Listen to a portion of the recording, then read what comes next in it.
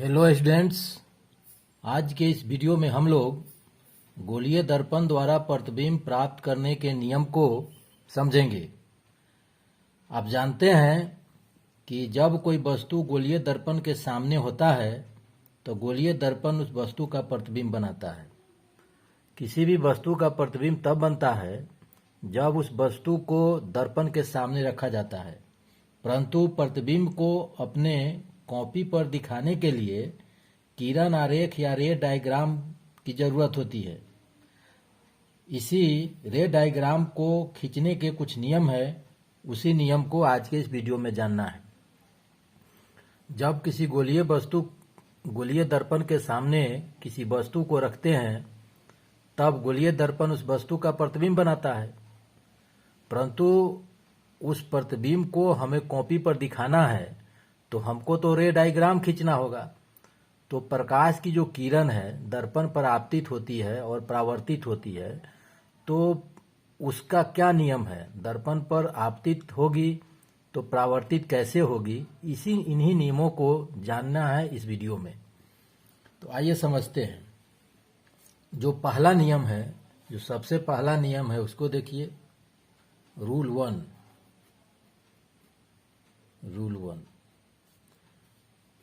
पहला नियम कहता क्या है कि अगर आपके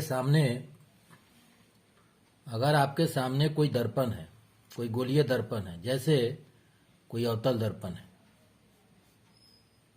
आप जानते हैं कि दर्पण का जो मध्य बिंदु होता है उसे ध्रुव कहते हैं, पोल कहते हैं। तो दर्पण का मध्य बिंदु पोल हुआ, ध्रुव हुआ। अब दर्पण जिस गोले का भाग होता है उस गोले के केंद्र को दर्पण का वक्रता केंद्र कहते हैं। तो यह दर्पण का वक्रता केंद्र हो गया।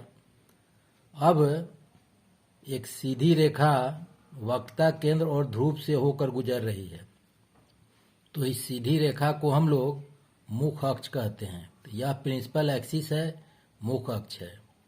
अब प्रकाश की किरण को आपतित कराना है, तो मान लेते हैं कि प्रकाश की किरण मुख अक्ष के समानांतर चल रही है।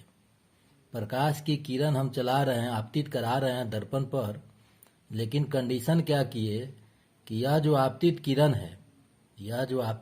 है, यह किरण, यह जो मुख अक्ष है, प्रिंसिपल एक्सिस है, इसके समानांतर है। ये दोनों एक दूसरे के समानांतर है।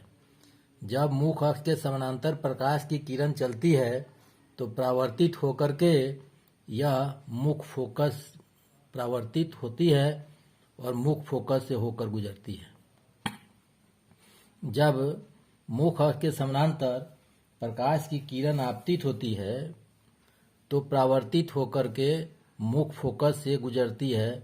यह पहला नियम है, इसको ध्यान में रखना है कि जब भी हम मुख अक्ष के समानांतर किरण चलाएंगे तो वह किरण परावर्तित होगी, तो परावर्तित होगी तो मुख फोकस से गुजरेगी, यह हमको ध्यान रखना है।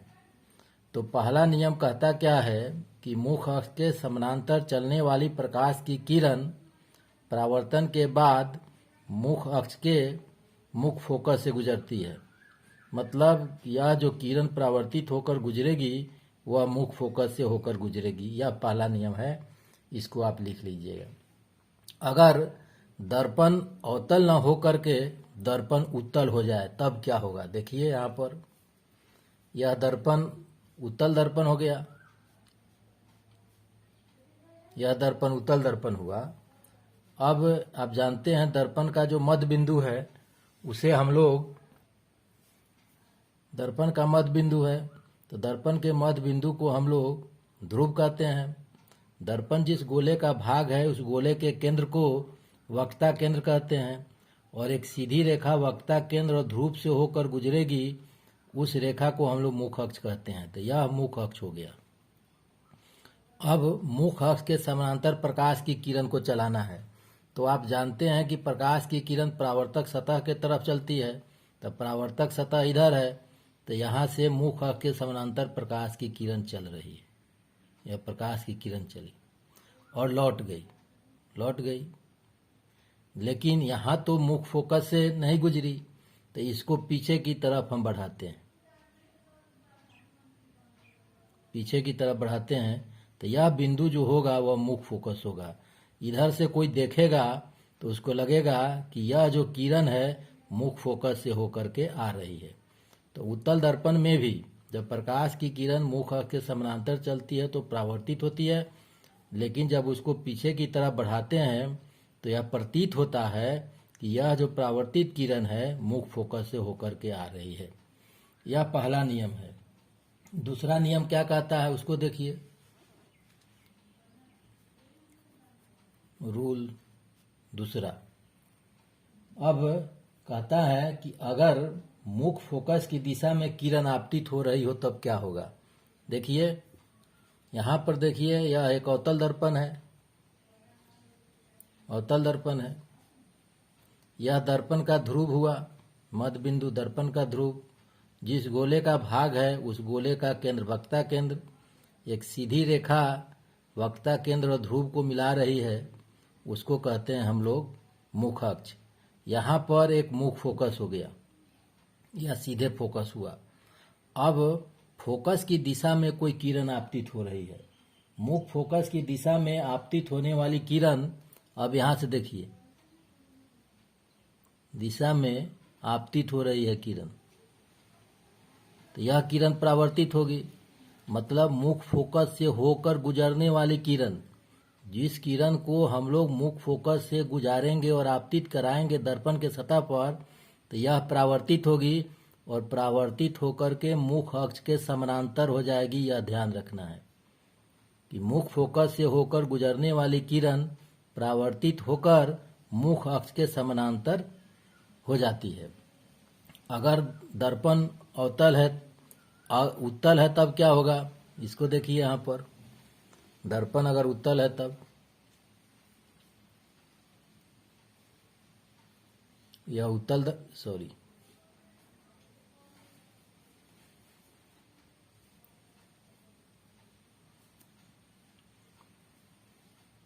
यह उत्तल दर्पण हो गया, इसका सतह उभरा हुआ है, उत्तल दर्पण।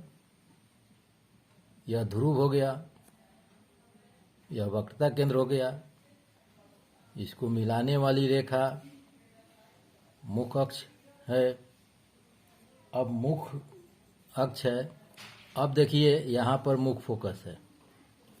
अब किरण को हम मुख्य फोकस की दिशा में चलाते हैं, तो मुख्य फोकस की दिशा में किरण कैसे चलाएंगे, सो देखिए यहाँ से। यह जो किरण है मुख्य फोकस की दिशा में चल रहा है, मुख्य फोकस की दिशा में चल रहा है। अब यह तो मुख्य फोकस पर नहीं पड़ा, लेकिन पीछे की तरफ इसको बढ़ाते हैं, पीछे की तरफ बढ़ाए, परावर्तित होगी, तो यहाँ से परावर्तित होगी और मुख्य अक्ष के समानांतर हो जाएगी। तो हम इस रूल में यही जानते हैं कि मुख्य फोकस की दिशा में चलने वाली किरण, मुख्य अक्ष से होकर गुजरने वाली किरण या मुख्य फोकस की दिशा में चलने वाली किरण परावर्तित होकर मुख्य अक्ष के समानांतर हो जाती है। तो दूसरा रूल यही है, जब किसी किरण को अवतल दर्पण में मुख्य फोकस से होकर गुजारते हैं तो परावर्तित होकर मुख्य अक्ष के समानांतर हो जाती है। मुख्य फोकस की दिशा में चलने वाली किरण परावर्तित होकर मुख्य अक्ष के समानांतर हो जाएगी। दूसरा रूल। तीसरा रूल है वक्रता केंद्र से होकर गुजरने वाली किरण, इसको देख लीजिए।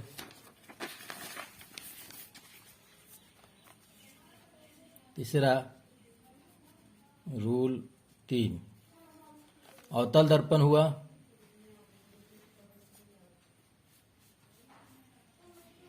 मध्य बिंदु दर्पण का ध्रुव, जिस गोले का भाग है दर्पण उसका केंद्र वक्रता केंद्र, और दोनों को मिलाने वाली रेखा मुख्य अक्ष।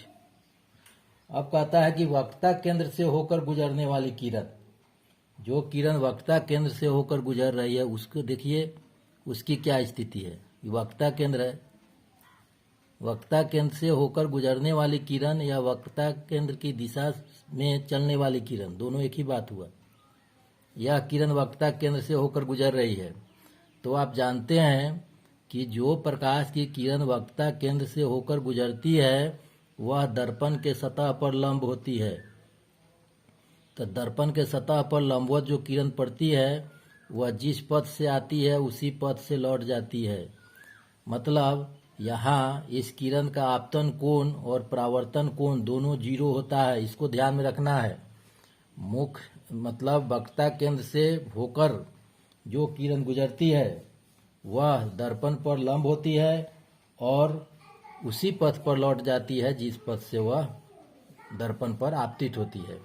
वक्रता केंद्र से होकर गुजरने वाली किरण दर्पण के सतह पर लंब होती है, जिसका नतीजा होता है कि यहाँ आपतन कोण और परावर्तन कोण 0 होता है। अब देख लीजिए उत्तल दर्पण में। उत्तल दर्पण में देखिए, यह उत्तल दर्पण हो गया, यह ध्रुव हुआ, यह वक्रता केंद्र हुआ, यह मुख अक्ष हुआ। अब वक्रता केंद्र यहाँ पर है, थोड़ा सा इसको बड़ा कीजिए। अब वक्रता केंद्र की दिशा में किरण आ रही है, देखिए दिशा में आ रही है, इसको आगे बढ़ाइएगा तो आपको पता चलेगा, प्रतीत हो रही है। तो वक्रता केंद्र की दिशा में आपतित होने वाली किरण दर्पण पर क्या होती है, लंब होती है, लंबवत होती है और उसी पथ पर लौट जाती है। तो यह ध्यान देना है। तो तीसरा रूल क्या कहता है कि जो किरण वक्रता केंद्र की दिशा में दर्पण पर आपतित होगी, परावर्तित होकर के उसी दिशा में लौट जाएगी। वक्रता केंद्र से होकर गुजरने वाली किरण दर्पण के सतह पर लंब होती है, इसको ध्यान में रखना है। आगे देखिए चौथा रूल, रूल 4, ध्रुव की दिशा में आपतित किरण। अब देखिए एक अवतल दर्पण यहां पर हम बना दे रहे हैं।